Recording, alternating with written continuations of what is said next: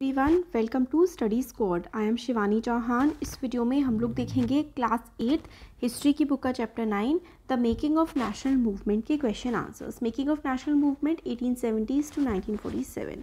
तो देखिए, पहला क्वेश्चन है, why were people dissatisfied with British rule in 1870s and 1880s। तो 1870s और 1880s के टाइम पर लोग ब्रिटिश शासन से दुखी क्यों थे, नाराज़ क्यों थे। इसका आंसर है, people were dissatisfied with British rule as the British were exercising control over resources of India and the lives of people. तो इंडिया का जो भी सामान था, जो भी चीज़ें थी इंडिया में, सारे नेचुरल रिसोर्सेज, सब कुछ ब्रिटिशर्स के कंट्रोल में थे। इवन हमारी लाइफ्स भी उनके कंट्रोल में थी तब। In 1878 the arms act was passed under which Indians were not allowed to possess arms. तो आर्म्स एक्ट 1878 में आर्म्स एक्ट पास हुआ था और इस एक्ट के अकॉर्डिंग अब इंडियंस जो हैं वो हथियार नहीं रख सकते थे और सिर्फ अंग्रेज रख सकते थे। वर्नैकुलर प्रेस एक्ट जो कि 1878 में पास हुआ था, this act allowed government to confiscate the assets of newspaper including their printing presses if the newspapers published anything that was found objectionable. तो अगर कुछ इस तरीके की चीज़ें प्रिंटिंग प्रेस छापनी जो अंग्रेज़ों को ठीक नहीं लगता, तो उनकी प्रेस को सरकार अपने कब्जे में ले लेती। ये वर्नैकुलर प्रेस एक्ट था जो कि 1878 में पास हुआ था। In 1883, there was a furor over the attempt by the government to introduce Ilbert Bill. The bill provided for the trial of British or European persons by Indians and sought equality between British and Indian judges in the country. But when white opposition forced the government to withdraw the bill, Indians were enraged. तो इसका देखिए ये मतलब है, 1883 में एक Ilbert bill को पास करने की कोशिश की गई थी। इस बिल के अकॉर्डिंग अगर कोई अंग्रेज़ इंडिया में कोई जुर्म करता तो इंडिया का जज उसके खिलाफ सुनवाई कर सकता था केस में। मगर अंग्रेज़ों को लगा कि भाई एक इंडियन हमारे खिलाफ हमें सज़ा सुनाएगा, ये तो बहुत गलत है। तो यही था इल्बर्ट बिल कंट्रोवर्सी। पहले तो ऐसा कहा गया था कि भाई इंडियन जज भी अंग्रेज़ों को सज़ा सुना सकता है, बट फिर ये बिल बाद में वापस ले लिया गया था क्योंकि काफ़ी सारे वाइट अंग्रेज़ों ने इसका विरोध किया था। नेक्स्ट क्वेश्चन है, आ गया ना समझ आपको। इल्बर्ट बिल कंट्रोवर्सी में क्या हुआ था? इल्बर्ट बिल पहले पास हुआ था कि भाई इंडियन कोई जज है वो ब्रिटिशर्स को भी ट्राई कर सकता है, यानी कि उनको सज़ा सुना सकता है। बट अंग्रेज़ों को अच्छा नहीं लगा कि भाई एक इंडियन हमें कैसे सज़ा सुनाएगा, तो ये बिल फिर वापस हो गया था। Who did the Indian National Congress wish to speak for? तो इंडियन नेशनल कांग्रेस किसके लिए बात करती थी, किसके लिए बोलती थी? तो Indian National Congress was composed of the representative from the all section of Indian society, therefore the party wished to speak for all the people of country। तो सबके लिए, क्योंकि सारे ही लोग इस पार्टी में थे, तो इस पार्टी के मतलब कांग्रेस पार्टी सभी लोगों के लिए बात करती थी। What economic impact did the first world war have on India? तो फर्स्ट वर्ल्ड वॉर कब हुई थी? 1914 से लेकर के 1918 तक फर्स्ट वर्ल्ड वॉर चली थी। तो इसका इंडिया पर क्या इम्पैक्ट पड़ा था, क्या असर पड़ा था?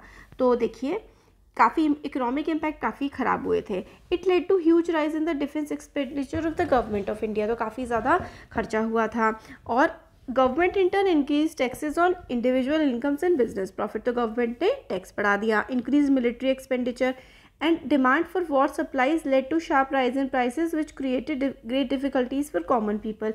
तो रोज़मर्रा की चीज़ों के जो हैं दाम काफ़ी ज़्यादा बढ़ गए थे, तो इससे लोगों को भी बहुत गुस्सा आया था। Increase demand of industrial goods such as jute, bags, cloth, rail etcetera made the business groups reap fabulous profit from the war. तो इंडस्ट्रियल गुड्स जो हैं, यानी कि जो इंडस्ट्रीज़ में सामान बनता है उसमें थोड़ा प्रॉफिट हुआ था। जो हमारे इंडस्ट्रियलिस्ट थे ना इंडिया के, उनका सामान काफ़ी बिकने लगा था, तो उनको फ़ायदा हुआ था। As the world war caused a decline in the imports from other countries into India that gave an opportunity for the expansion of Indian industry। तो बस एक ही फ़ायदा हुआ था वॉर का कि इंडिया की जो इंडस्ट्रीज़ थी ना वो काफ़ी फली फूली थी। क्यों? क्योंकि ब्रिटेन तो वॉर में लगा हुआ था पूरा का पूरा, वहाँ की इंडस्ट्रीज़ जो हैं लड़ाई का ही सामान बना रही थी, तो बाकी जो रोज़मर्रा की ज़रूरत का सामान है वो हमारे देश की इंडस्ट्रीज़ बनाने लगी थी। उनका सामान बिकने भी लगा था क्योंकि ब्रिटेन से सामान अब नहीं आ रहा था। नेक्स्ट क्वेश्चन है, what did Muslim League resolution of 1940 ask for? तो 1940 का जो रिजोल्यूशन था मुस्लिम लीग का, वो क्या आस्क कर रहा था, क्या मांग रहा था? Pakistan, a separate state for Muslims called Pakistan. Pakistan की डिमांड 1940 में अंग्रेज इन्होंने मुस्लिम लीग ने रख दी थी? तो आंसर है Muslim League resolution of 1940 asked for independent states for Muslim in the eastern and north western areas of the country.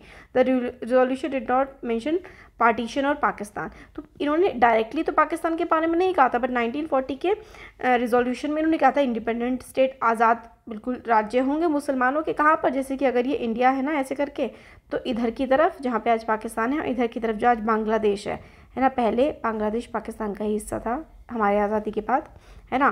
तो इंडिया के इधर का पार्ट, वेस्ट का पार्ट और ईस्ट का पार्ट, दोनों के दोनों इन्होंने कहा था कि भाई इनको आज़ाद कर दे रहा है इंडिया से। तो यही था 1940 का रेजोल्यूशन।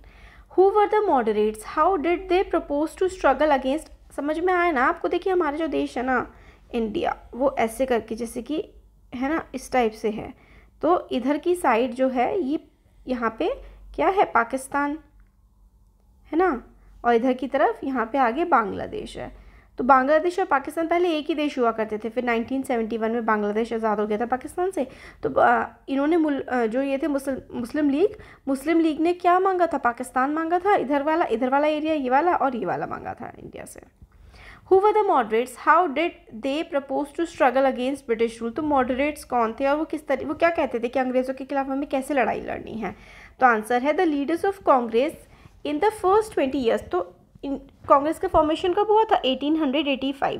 तो 1885 से लेकर के 1915 तक की आप बात कह सकते हैं, ऑलमोस्ट है ना। 1905, 20 साल, 1905 तक के जो लीडर्स थे उनको मॉडरेट कहा जाता है। They propose to struggle against the British in a non violent manner. खैर तो गांधी जी भी कहते थे, बट ये क्या कहते थे कि they wanted to develop public awareness about the injustice nature of British rule. तो मॉडरेट्स का काम था कि भाई लोगों को अवेयरनेस दे, लोगों में ये जागरूकता फैलाएं कि भाई आप गुलाम हैं, आपको आज़ाद होना है। इस तरीके की जो है अवेयरनेस लोगों में फैलाने का काम बेसिकली मॉडरेट्स ने किया था। मॉडरेट्स कौन थे? जो शुरुआती दौर जब कांग्रेस बनी थी, कांग्रेस के 20 साल के जितने भी लीडर्स थे, 20 साल तक कांग्रेस में जो लीडर्स रहे थे, उनको हम लोग कहते हैं कि वो मॉडरेट्स थे, कि वो नर्मपंथी थे। मतलब ज़्यादा ये नहीं कहते थे कि बिल्कुल पंगे ले लो अंग्रेज़ों से, धीरे धीरे करके पंगे लो, ऐसी बात वो कहते थे। They wanted to develop awareness among people. They published many articles, newspaper में आर्टिकल लिखते थे, जर्नल्स लिखते थे और बताते थे कि इंडिया में कितने ज़्यादा गरीबी बढ़ रही है अंग्रेज़ों की वजह से। They criticise British rule in their speeches and send representative to different part of the country to mobilise public support. तो लोगों को अवेयर करते थे कि भाई देखो ये हमारे जो दुखों का कारण है ये अंग्रेज़ है।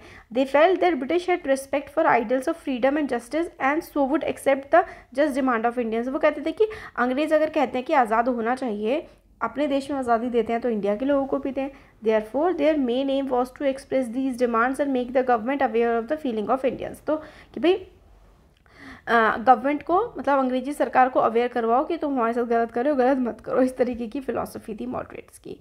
नेक्स्ट क्वेश्चन है, how was the politics of radicals within the Congress different from moderates? तो रेडिकल्स जो हैं वो मॉडरेट्स से किस तरीके से अलग थे? इसका आंसर है the politics of radicals within the Congress were different from that of moderates. कैसे थी? Radicals criticise moderates for policy of prayers. जैसे देखा था ना कि बार बार उनको लेटर लिखते रहो अंग्रेज़ों को कि अच्छा कर दो, हमें ये दे दो, वो दे दो, है ना। इस तरीके की moderates, politics of prayers policy, ठीक है। They argued that instead of believing on the so good intentions of British people should, मतलब अंग्रेज़ों के अच्छे व्यवहार या अच्छे इंटेंशंस की बजाय हमें स्वराज के लिए, अपने देश के लिए लड़ाई लड़नी चाहिए, ऐसा रेडिकल्स कहते थे। रेडिकल्स लोग कौन होते हैं? जो थोड़े उग्रवादी होते हैं, जो कहते हैं कि भाई प्रेयर वेयर मत करो किसी के सामने, हाथ मत फैलाओ, लड़के लो। They advocated mass mobilisation and boycott of British institutions at good. तो रेडिकल्स कहते थे कि भाई मास बॉयकॉट करो, या अंग्रेजी सरकार जो भी सामान भेज रही है या ब्रिटेन से जो सामान आ रहा है उसको बॉयकॉट करो, यूज़ मत करो, और इनके जो इंस्टीट्यूशन, इनके स्कूल कॉलेजेस है ना, ये सब बॉयकॉट करो, मतलब वहाँ मत जाओ। Some individuals also suggested revolutionary violence to overthrow British rule. तो भाई फेंको, उखाड़ फेंको type. Moderates, on the other hand, proposed to struggle against the British in a non-violent manner. They wanted to follow the rules, the laws and the order posed by British. तो moderates के कहते थे कि जैसा इन्होंने कानून बना रखे उनको फॉलो करो, उनको फॉलो करते हुए ही आगे बढ़ो। नेक्स्ट क्वेश्चन है, discuss the various forms of non cooperation movement took in different part of India. How did people understand Gandhi? तो किस किस तरीके से नॉन कॉपरेशन मूवमेंट पूरे देश में फैला था और लोग गांधी जी के बारे में क्या क्या सोचते थे? देखिए आंसर है, non cooperation movement started in 1920 के टाइम पे नॉन कॉपरेशन मूवमेंट स्टार्ट हुआ था। The various form taken by non cooperation movement in different part, अलग अलग फॉर्म क्या क्या ली थी। At Kheda in Gujarat, Patidar peasants organise non violent campaigns against the high land revenue demand of British. तो खेड़ा गुजरात में पाटीदार पीजेंट्स ने स्ट्रगल किया था, जो बहुत ज़्यादा हाई टैक्स मांगा जा रहा था ना अंग्रेज़ों के द्वारा 1928 के टाइम पर पाटीदार में गुजरात के पाटीदार्स ने इसके खिलाफ विद्रोह किया था अंग्रेज़ों के खिलाफ। In tea gardens of Assam labourers demanded increase in pay, तो असम में भी लेबर जो थे वो अपनी सैलरी बढ़ाने की बात करने लगे थे। इन coastal Andhra Pradesh and interior Tamil Nadu legal shops were picketed मतलब एक पूरी चेन सी बना देते थे और कहते थे कि भाई मत जाओ, शराब पीने से नुकसान होता है। इस तरीके की पिकेटिंग ऑफ शॉप्स की जाती थी शराब की दुकानों की। In Guntur district of Andhra Pradesh forest satyagraha were stage by the tribal and poor peasant who graze in their cattle in the forest without paying the grazing fees. तो आंध्र प्रदेश में लोग अपने कैटल अपने जानवर ले गए थे जंगलों में और ग्रेजिंग फीस चराने की फीस नहीं दी थी। फीस तक लेते थे गाय भैंस चराने की गरीब लोगों से अंग्रेज। पंजाब में Akali agitation of the Sikhs demanded to remove corrupt mahant supported by British for their gurdwaras, तो करप्ट महंत को हटाने की बात की गई थी पंजाब में। In many other parts of the country thousand of students ने स्कूल छोड़ दिए थे। लॉयर जैसे कि मोतीलाल नेहरू, सियार दासी, राजा गोपालचारी, आसफ अली, इन्होंने अपनी प्रैक्टिस छोड़ दी थी कि हम इन कोर्ट्स में जाके प्रैक्टिस नहीं करेंगे। और काफ़ी सारे सरेंडर कर दिए थे, बॉयकॉट किया था लेजिस्लेचर्स को और पब्लिक बॉनफायर हुआ था। लोग गांधी जी के बारे में क्या सोचते थे, तो people thought of Gandhi as kind of masiha, as someone who could help them overcome their misery and poverty. Peasants believed that he would help them in their fight against zamindars and agricultural laborers believed he would provide them with land. तो उन लोगों को लगता था कि गांधी जी सारी इनके दुख दर्द दूर कर देंगे, गरीबी से बाहर निकाल देंगे। गरीबों को लगता था कि गांधी हमें ज़मीन भी देंगे, तो ये सोचते थे लोग गांधी जी के बारे में। Why did Gandhi ji choose to break the salt law, Gandhi ji ने सॉल्ट लॉ को ही क्यों तोड़ने की सोची, तो British government had impose tax on manufacture of salt. अब अंग्रेज़ों ने टैक्स लगा रखा था सॉल्ट बनाने पर। No Indian can make salt, it is illegal to do so. Indians के लिए सॉल्ट मैन्युफैक्चरिंग करना इलीगल था। महात्मा गांधी और दूसरे नेशनल लीडर्स को भी लगा कि भाई सॉल्ट जो है वो तो एसेंशियल फूड आइटम है, चाहे अमीर हो गरीब हो सब सॉल्ट खाते हैं, तो ये बिल्कुल गलत है सॉल्ट पे टैक्स लगाना। इसलिए गांधी जी ने कहा कि वो मार्च करेंगे और सॉल्ट लॉ को तोड़ेंगे। क्वेश्चन नंबर 9 है, discuss those developments of 1937 to 47 के टाइम पर, 10 साल के टाइम पर जो हुआ और उससे कैसे पाकिस्तान बना। तो देखिए, टू नेशन थ्योरी क्या दी थी जिन्हा ने। By 1930s the league began to view the Hindus and Muslims not as separate communities but at separate nations. 1930s आते आते कि भाई सेपरेट कम्युनिटी नहीं है, ये तो भाई नेशन ही है, बिल्कुल अलग देश में ही रहेंगे। प्रोविंशियल इलेक्शंस जो हुए थे 1937 में, when Congress form government in 7 out of 11 में से 7 प्रोविंसेस में जो है स्टेट्स में कांग्रेस की गवर्नमेंट बन गई थी 1937 के इलेक्शन में। लीग्स को लगा कि मुस्लिम्स तो हमेशा माइनॉरिटी में ही रहेंगे और डेमोक्रेसी में कभी भी मुस्लिम्स को कोई हक मिलेगा ही नहीं, ऐसा मुस्लिम लीग को लगा। कांग्रेस ने रिजेक्ट कर दी थी, Congress rejected to form joint government. Congress rejection of the league's proposal to form joint government in United Provinces in 1937 also. 1937 में मुस्लिम लीग ने कहा कांग्रेस से कि हमारे साथ आकर के सरकार बना लो यूनाइटेड प्रोविंस में, बट कांग्रेस ने मना कर दिया, इससे भी लीग चिढ़ गई। Fail talks between Congress and league, Congress और लीग में 1949 में ब्रिटिश ने ओपन की थी नेगोशिएशंस कांग्रेस और लीग्स एंड देमसेल्व्स, ठीक है। तो टॉक्स फेल हो गई थी और sole spokesman India Muslim League कह रही थी कि वही सिर्फ और सिर्फ मुस्लिम्स के लिए बात करेगी, तो कांग्रेस ने इस बात मना कर दी, ठीक है। फिर आता है league success in provincial election. 1946 में लीग जो है प्रोविंशियल इलेक्शन में वो जीत गई थी। League perform extremely well in the seats which were reserve for Muslim. 1946 के इलेक्शन में जो सीट मुसलमानों के लिए रिजर्व थी उसमें लीग का बहुत अच्छा परफॉर्मेंस रहा था। फिर कैबिनेट मिशन का भी फेलियर हो गया था 1946 में, और फिर कैबिनेट मिशन भी अच्छे से काम नहीं कर पाया था, तो मुसलमानों को जो है ऑटोनॉमी देने के लिए कांग्रेस मना कर रही थी, तो ये भी फेल हो गया था। फिर काफ़ी ज़्यादा दंगे भी हो गए थे। लीग ने जो है डायरेक्ट एक्शन डे मनाया था, इससे काफ़ी ज़्यादा दंगे फैल गए थे कलकत्ता में और हज़ारों लोगों की डेथ भी हो गई थी। और इसके बाद फिर फाइनली जो है पार्टीशन देश का हो गया। तो ये हमारे क्वेश्चन आंसर्स हो गए हैं। Thank you.